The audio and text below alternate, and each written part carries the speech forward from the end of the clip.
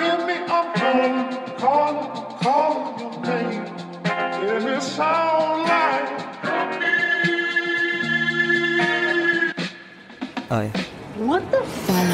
Kitang mata, pagkitang mulat sila, kumakayod mag-isa, sasabihan pang palya, nagmamataas kung sino pa ang madaya, kung sino pang madaya, kung sino ang madaya. Tinik sa paa, hindi nag-aalala, sugat lalo malala, sasabihan pang tanga, nagmamalakas kung sino pa ang mahina, kung sino pang mahina, kung sino ang para ba sampa sa katotohanan ka tinatapa ka lang di na nagbago ang mga pangmamata, mga pangako patulong labag sa loob na pilitan, ikaw pa maswerte niyan. Sino pa napigyan? Yan naman natin ang tunay na dahilan na kang iting lumalapit pag merong paggagamitan. Kapal namang mga pagbumukang mapakita mabuti lang sa iilang, may sistemang bulok na panay-gatasan na lang dapat bawasan ang nanglalamang. Nakakababa lang ng malamang mangmang, tiik ng tingin parang di na malayang sila'y naapakan pagtapos gamitin parang laruan. Teka sandali. Hindi ito kailanman naging tungkol sa kahirapan. Ito'y unang yugto pa lamang. Ito ay para sa lahat. Para sa inyo. Kung ano ang papel ng Estado sa mundo. Dahil sa luho sa pera, nalulung ka sa marepa, kakarampot na nga lang kinikita, napupunta pa sa renta. Kaso ngayon bumili pa ng mga bawal na benta, gabot na wala sa reseta, nang sa ganun limot ang mga problema. Parang mansanas na eba, ahas naman mga nega, tibo sa tuwing minamalas, hindi makatakas, mali parati nakikita. Kaya lumayas ng dina, tumira pa sa pamilya, kaso hindi makabasa ng letra, hindi tanggap sa opisina. Abracadabra, itong napalaman na karma, ngayon magsumikap ka nakakadena sa 20 na oras ka taga-karga na walang pahinga, dilat dapat mata. At kada pasweldo walang matira, sa isang linggo lang di pa kasya kaya si Pedro'y nangutang di na nahiya, kaso ngayon buhay na ang taya. Sila ang natitirang ari-ari ang pamana mula pa sa kanyang ama, napunta sa alak halaman, sugal lumala na ambisyon na dala-dala, kumalat sa utak bitukang halang sa pagkita ng buhay ay namamangka. Sa dami sinapit hindi na kinaya, sa lubid kumapit siya na mahingala.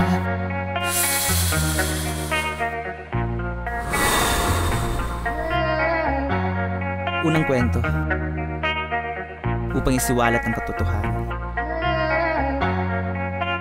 Ito ay isa lamang ehemplo,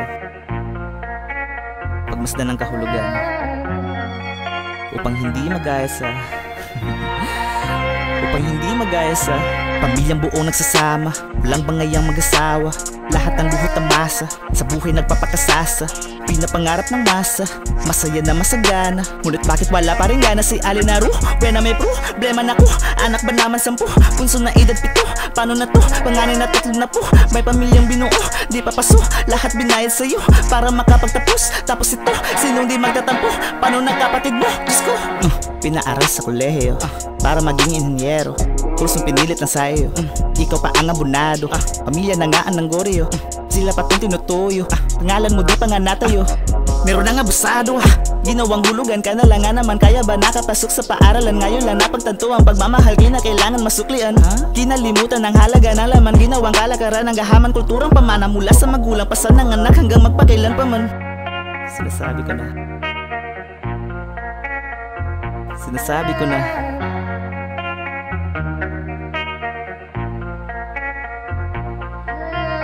Sinabi ko nang hindi ito tungkol sa mahihirap. Ito ay para sa lahat. Walang pinipili ang problema, walang mukha ang inaharap. Kahit sa damukal na pera sa bangko, huwag na alamin, paano ba naman kasi kinikilo ang salaping sa galayabab, droga sabihin mo papalampasin. Tapos ng araw kaibigan mo sino, kundi salamin. Sino ba masama? Sino may balak sa likuran ng mukha?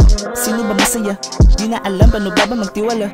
Asa sa himala, paano lang tawanan sa tuwing kasamaasan sila? Pag ikaw nawala ng silayas na tuta mong pera lang ang samba. Naiwan si Rogelio sa kama nakahiga habang natulala mag-isa, hindi na makabuwelo sa dating ligaya, sarili mantika paginisa. Ikaw na may kayamanan pero lang nag-aalala, luha buhaya, palaban na lamang e duelo, sakit ay kumalat na habang suporta ng makina. Wala kang halaga, gano'ng kayaman na wala kang halaga, kahit kinakaya pa wala kang halaga, sa mata ng problema wala kang halaga, wala kang halaga.